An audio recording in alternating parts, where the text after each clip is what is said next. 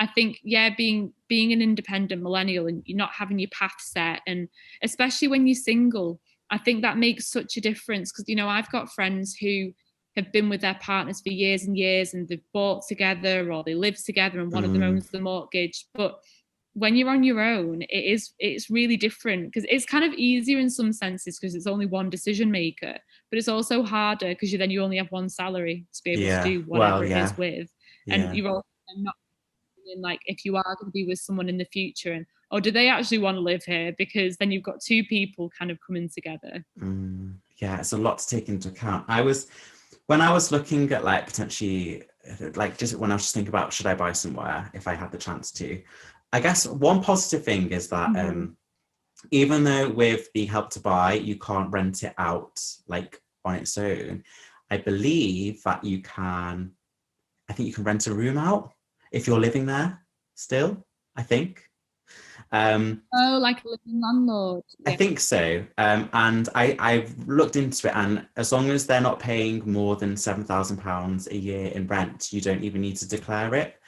Um, and Oh, the benefit of that is that, you know, if you had someone living with you that was paying rent and it was someone you knew and trusted, or someone that where it was a good arrangement, because just on a little side note, like I am so done with like multiple occupancy like houses and stuff like that. I've lived in one before and it was like 10 of us living in it, and like, I know I just want my own space. So but with one other person it'll be yeah. fine.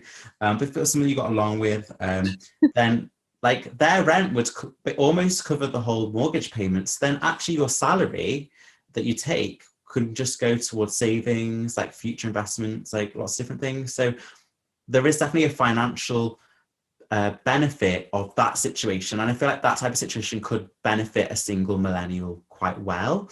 But yeah, it is just getting that deposit money together and making sure you're feeling like you're in a position where you want to buy somewhere. Because even though I'm debating it, I feel like I might not buy somewhere till I'm in my 30s if I am fortunate to have that opportunity, because I feel like I think just mentally, like being in my 30s, I feel a bit more settled about buying somewhere than when I'm still in my 20s. I think as well, like with what you were saying there about renting it out, I think you've kind of got to get yourself in the right headspace or mindset for that. Like, I know if I was to buy, because I don't see the point in buying a one bed apartment. Like, I don't, that's not really for me an investment. I'd rather get at least a two bed, because I know I can either grow there or I can Mm, sell it and have a better chance, and you know, you can sell it for more money that way.